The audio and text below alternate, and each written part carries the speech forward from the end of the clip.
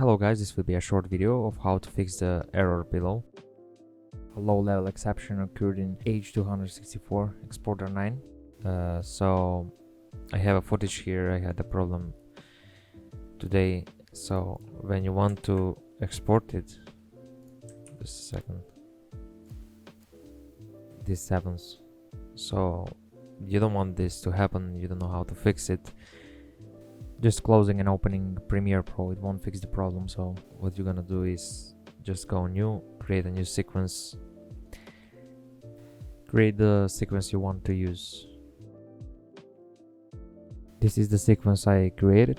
So all you're gonna do is just copy, paste your project, then go to export, choose location, go to export, and there you go. Thank you for watching guys. I hope I fixed your problem.